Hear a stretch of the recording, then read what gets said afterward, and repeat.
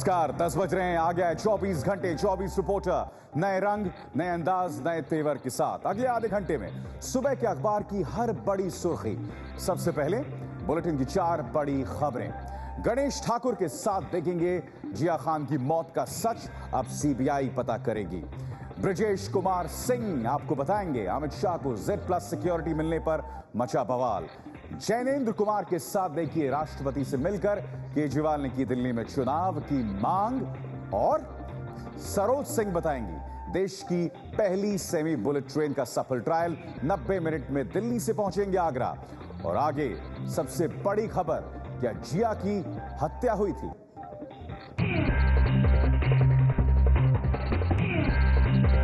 अभिनेत्री जिया खान की मौत का सच सामने लाएगी सीबीआई। बॉम्बे हाई कोर्ट ने सीबीआई को सौंपी जांच।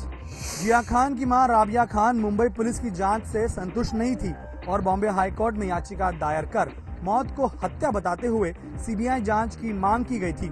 जिया के घर से मिले 6 पन्नों के सुसाइड नोट के आधार पर उसके कथित बॉयफ्रेंड और अभिनेता आदित्य पंचोली के बेटे सूरज पंचोली को गिरफ्तार किया गया था। हालांकि बाद में उसे जमानत दे दी गई थी। जुडिशरी को फेथ है सीबीआई पर, तभी तो उनको दिया है कि वो इसको अच्छी तरह से इन्वेस्टिगेट करेंगे। मेरा ख्याल से तो बॉम्बे पुलिस कभी चाहती नहीं थी कि ये मोड़ आए, मर्डर का मोड़ आए। आपको बता दें कि पिछले साल 3 जून को जिया खान का शव उनके घर में मिला था। बीजेपी महासचिव अमित शाह को दिया गया है Z+ सिक्योरिटी कवर। ऐसा उनकी सुरक्षा चुनौतियों को ध्यान में रखते हुए किया गया है। प्रधानमंत्री नरेंद्र मोदी के करीबी अमित शाह को Z+ सुरक्षा देने का फैसला उन पर गंभीर खतरे की आशंका को देखते हुए किया गया है। इस संबंध में केंद्रीय खुफिया विभाग ने थोड़े समय पहले गृह मंत्रालय को एक रिपोर्ट सौंपी थी। अमित शाह की सुरक्षा की जिम्मेदारी अब तक गुजरात पुलिस के पास थी। बैठक में 1 दर्जन नेताओं की सुरक्षा वापस लेने और 2 दर्जन से ज्यादा नेताओं की सुरक्षा बढ़ाने पर भी फैसला किया गया। यूपी में बीजेपी को 80 में से 71 लोकसभा सीटें जिताने वाले अमित शाह का कद पार्टी में काफी बढ़ गया है। चर्चा इस बात की जोरों पर है कि उन्हें अगले कुछ दिनों में पार्टी का राष्ट्रीय अध्यक्ष बनाया जा सकता है। Z+ कैटेगरी की जबरदस्त सुरक्षा घेरे में चलेंगे बीजेपी के महासचिव अमित शाह। सुरक्षा में होंगे सीआरपीएफ के खास कमांडो।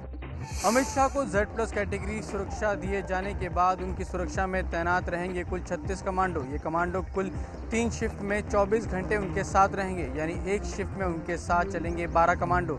इतना ही नहीं, अमित शाह देश में कहीं भी जाएंगे तो उनके साथ सुरक्षा के तौर पर 4 गाड़ियां होंगी, pilot car, escort car, driver car और इमरजेंसी कार। अमित शाह के घर पर भी Z+ कैटेगरी के हिसाब से सुरक्षा का घेरा मौजूद रहेगा।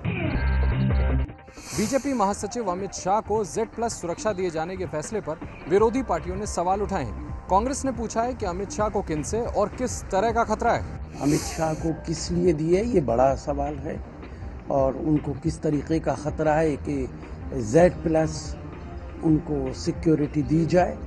कांग्रेस को जवाब देते हुए बीजेपी ने कहा कि सुरक्षा के मुद्दे पर राजनीति नहीं होनी चाहिए। जो सुरक्षा पर सियासत कर रहे हैं उन्हें ये बात जानना चाहिए कि उनके तमाम नेताओं को, चाहे वो उनके दामाद हो, चाहे उनका परिवार हो, चाहे उनके परिवार का परिवार हो, उनको भी सुरक्षाएं बहुत मिली हैं। अब उस पर हमने कभी सवाल नहीं उठाया। सरकार ने अमित शाह की सुरक्षा की समीक्षा करते हुए उन्हें Z+ श्रेणी की सुरक्षा देने का फैसला किया है। प्रधानमंत्री नरेंद्र मोदी कल जम्मू कश्मीर में उधमपुर से कटरा तक पहली ट्रेन को हरी झंडी दिखाएंगे। प्रधानमंत्री की यात्रा से ठीक पहले आतंकियों ने भारतीय सीमा में घुसपैठ की कोशिश की। जम्मू कश्मीर के पुंछ सेक्टर में पाकिस्तान से सटी भारतीय सीमा पर 24 घंटे में 2 बार घुसपैठ की कोशिश हुई। आतंकियों को कृष्णा घाटी के रास्ते भारतीय सीमा में घुसाने की कोशिश की गई। इस दौरान पाकिस्तानी सेना ने फायरिंग की, लेकिन भारतीय सेना ने उसका मुंह तोड़ जवाब देकर घुसपैठ की कोशिश को नाकाम कर दिया। भारतीय सेना के मुताबिक इससे पहले 1 जुलाई और 20 जून को भी पाकिस्तान की तरफ से सीज फायर का उल्लंघन किया गया था। ये वो DMU है जो कटरा से उधमपुर जाएगी। वर्ल्ड क्लास स्टेशन बनाया गया है, हर एक सुविधा यहाँ पर रखी गई है। श्रद्धालुओं को देखते हुए यहाँ पर भोजनालय बनाया गया है जिसको IRCTC चलाएंगे। फाइनल टचेस दिए जा रहे हैं यहाँ तैयारियों को। सामने आप देख सकते हैं श्री माता वैष्णो देवी कटरा रेलवे स्टेशन का जो बोर्ड है वो लगा है और साथ ही TV स्क्रीन्स लगी हैं। जिस स्क्रीन पर यह बताया गया है कि उधमपुर DMU का डिपार्चर यानी कि यहाँ से प्रस्थान 11 बज के 35 मिनट पे होगा। उम्मीद यही जताई जा रही है कि अगले कुछ हफ्तों में यहाँ पर ट्रेनों की आवाजाही शुरू होगी। इसी रेलवे स्टेशन को प्रधानमंत्री नरेंद्र मोदी कल सुबह इनॉग्रेट करेंगे। प्रधानमंत्री नरेंद्र मोदी से मिले अमेरिकी सेनेटर जॉन मैकन ने अमेरिकी राष्ट्रपति ओबामा की तरफ से मोदी को अमेरिका आने का न्योता भी दिया। मैकन का दौरा ऐसे समय हुआ है जब हाल ही में खुलासा हुआ है कि अमेरिका ने 4 साल पहले बीजेपी की जासूसी करवाई थी। सूत्रों के मुताबिक प्रधानमंत्री नरेंद्र मोदी ने भी इशारे में उनसे आपत्ति दर्ज करवाई है। हालांकि मोदी ने उनके साथ सितंबर में होने वाले अपने अमेरिका दौरे के कार्यक्रम पर भी चर्चा की। 2002 के गुजरात दंगों के बाद अमेरिका ने नरेंद्र मोदी का वीजा रद्द कर दिया था, लेकिन प्रधानमंत्री बनने के बाद ओबामा ने खुद मोदी को अमेरिका आने का न्योता दिया है। अरविंद केजरीवाल ने राष्ट्रपति से की दिल्ली में जल्द चुनाव करवाने की मांग। केजरीवाल का बीजेपी पर जोड़ तोड़ की राजनीति का आरोप। आम आदमी पार्टी के नेता अरविंद केजरीवाल दिल्ली में आप के 25 विधायकों के साथ राष्ट्रपति प्रणब मुखर्जी से मिले।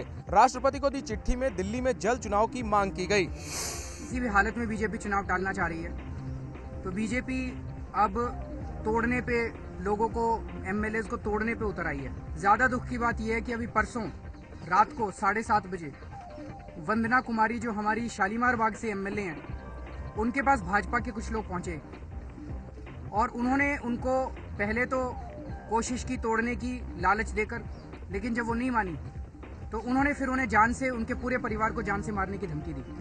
ये सारी बातें हमने आज माननीय राष्ट्रपति जी को बताई हैं। दिल्ली में 49 दिनों की सरकार चलाने के बाद केजरीवाल ने 14 फरवरी को इस्तीफा दे दिया था।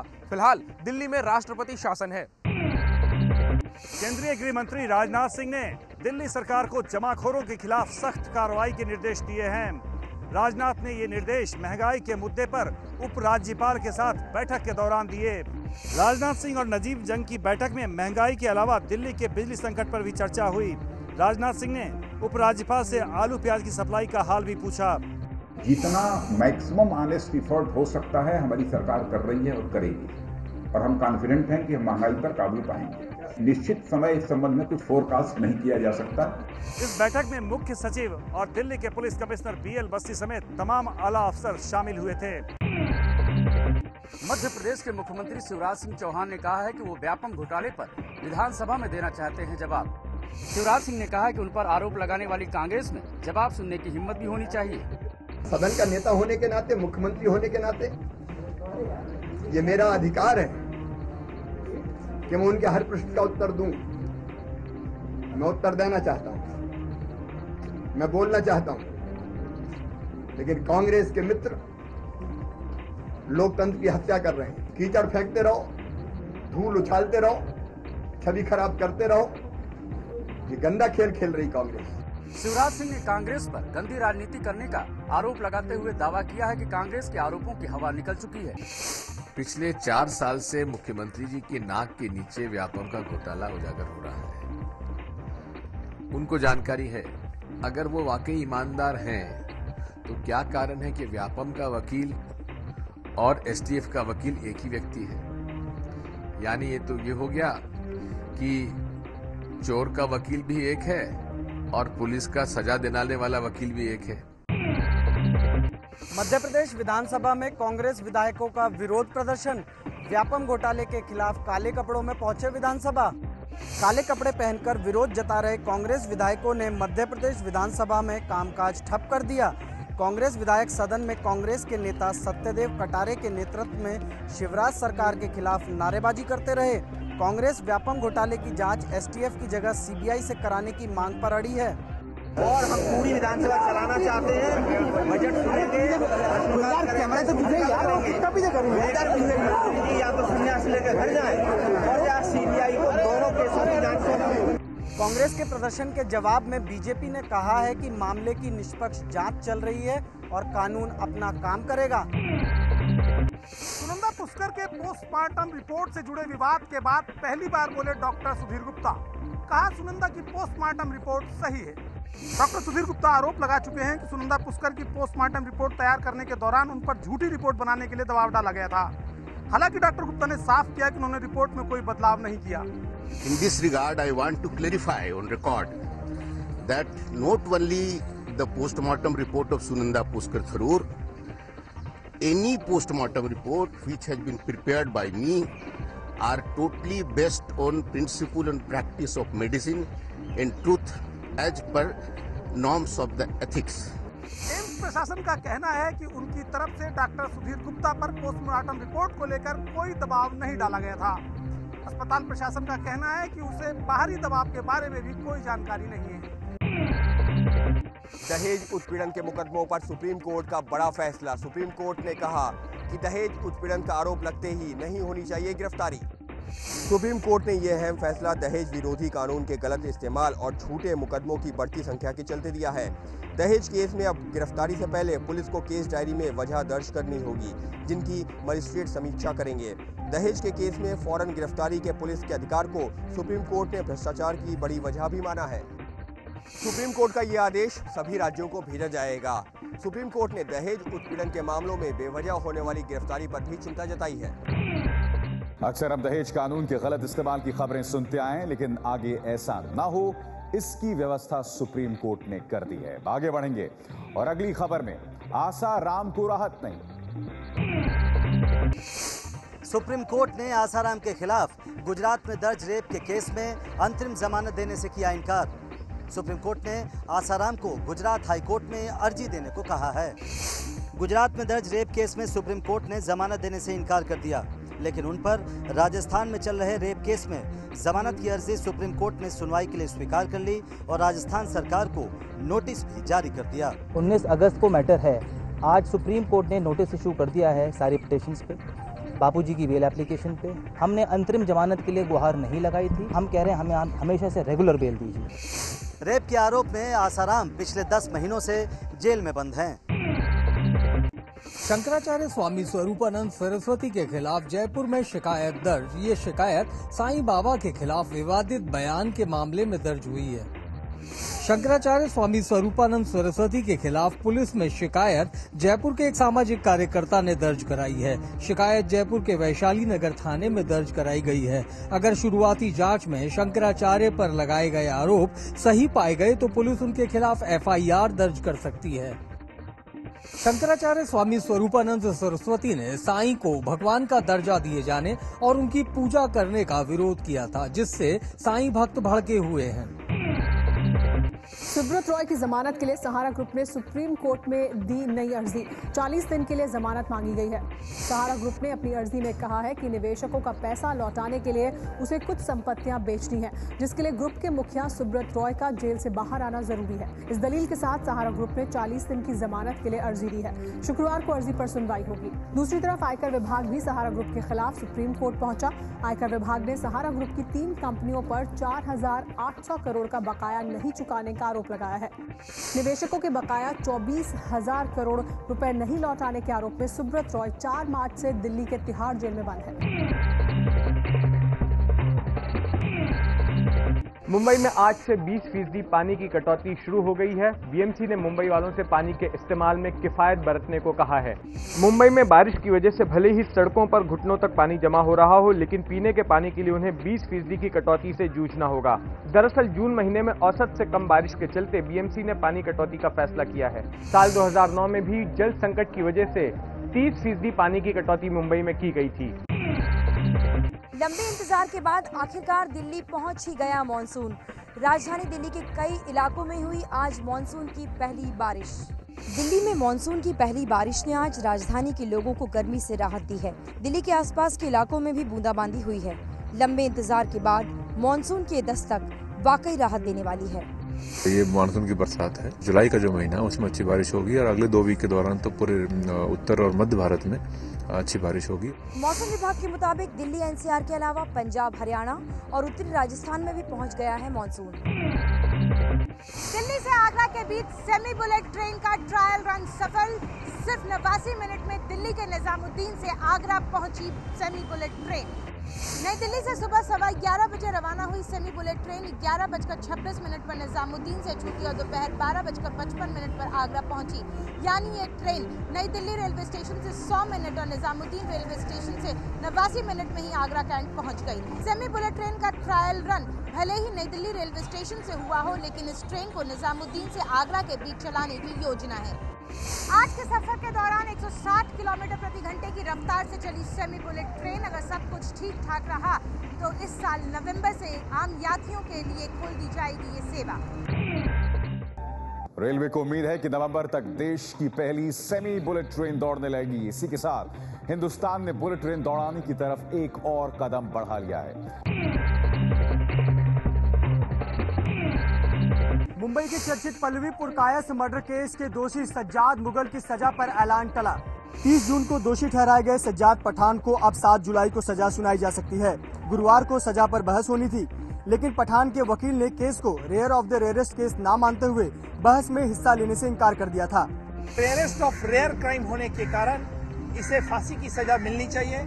कोर्ट ने अपना फैसला सुरक्षित रखा है और कोर्ट इसके बारे में 5 तारीख को फैसला देने वाला है। सज्जाद मुगल को छेड़छाड़, घर में जबरन दाखिल होने और हत्या का दोषी पाया गया था। पल्लवी की हत्या 9 फरवरी 2012 को हुई थी। इलाहाबाद में एक व्यापारी और उनके परिवार पर हुआ है एसिड अटैक। शक है कि व्यापारी के छोटे भाई ने ही ये हमला किया है और वो भी भूत प्रेत जैसे अंधविश्वास के चक्कर में। इलाहाबाद के उतराव इलाके में कपड़ा व्यापारी मोतीलाल, उनकी पत्नी ललिता और 10 साल के बेटे राजू पर देर रात उस वक्त तेजाब से हमला किया गया जब वो घर में सो रहे थे। हमले में मोतीलाल और उनकी पत्नी गंभीर रूप से झुलस गए, जबकि बेटा राजू मामूली रूप से जख्मी हुआ है। शक है कि हमला मोतीलाल के छोटे भाई त्रिपुरारी ने किया है, जो हमले के बाद से फरार है। पुलिस ने उसके कमरे से तेजाब और खाली बोतलें भी बरामद की हैं। पुलिस के मुताबिक त्रिपुरारी को शक था कि उसकी पत्नी और जानवरों की मौत भूत प्रेत की वजह से हुई है और ये भूत उस पर बड़े भाई और उनकी पत्नी ने छोड़े हैं। शक है कि इसी अंधविश्वास के चलते त्रिपुरारी ने अपने बड़े भाई के पूरे परिवार पर तेजाब डालकर उनकी जान लेने की कोशिश की। देश की राजधानी दिल्ली के सरकारी स्कूल में मिड डे मील खाने से बच्चे बीमार, बच्चों की हालत खतरे से बाहर। मामला पूर्वी दिल्ली के पटपड़गंज इलाके का है और घटना के बाद मौके पर पहुंचे आम आदमी पार्टी के विधायक मनीष सिसोदिया ने इसे गंभीर मामला बताते हुए कहा कि प्रारंभिक जांच के दौरान खाने में कीड़े मिले हैं और अधिकारियों की देखरेख में सैंपल ले लिए गए हैं। मैं उम्मीद करूंगा कि इससे सिर्फ इस स्कूल की इस पर्टिकुलर केस की नहीं बल्कि पूरी दिल्ली में मिड डे मील बांटने में जो कोताही होती है, जो लापरवाही ली जाती है, कैजुअली लिया जाता है, हमारे ही बच्चे हैं, ये हमारी अगली पीढ़ी है, इनको इस तरह का कीड़े युक्त खाना खिलाने पे ये तो अपराध है, पाप है ये। इससे पहले भी मिड डे मील को लेकर दिल्ली में काफी लापरवाहियां सामने आ चुकी हैं। इराक के तिक्रित में फंसी भारतीय नर्सों को सुरक्षित जगहों पर ले जाया गया है। विदेश मंत्रालय ने इसकी जानकारी दी है। विदेश मंत्रालय के मुताबिक सभी 46 नर्सें सुरक्षित हैं और लगातार संपर्क में हैं।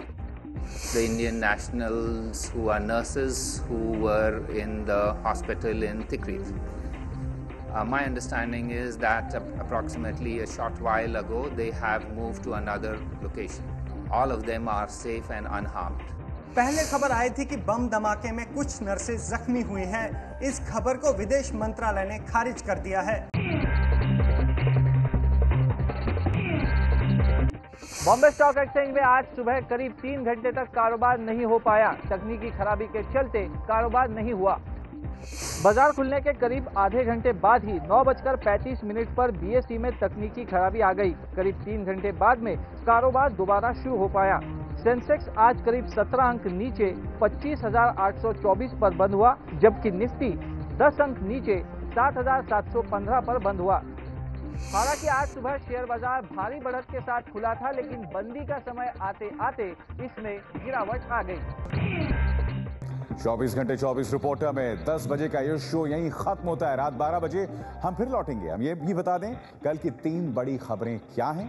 जम्मू कश्मीर में प्रधानमंत्री मोदी, महंगाई पर राज्यों से चर्चा करेगी सरकार, प्रीति के आरोप पर नेस वाडिया से पूछताछ संभव। आगे आपका इंतजार कर रहा है फटाफट 101 खबरें। चलते चलते देखिए हम्टी शर्मा की दुल्हनिया के गाने की एक्सक्लूसिव झलक।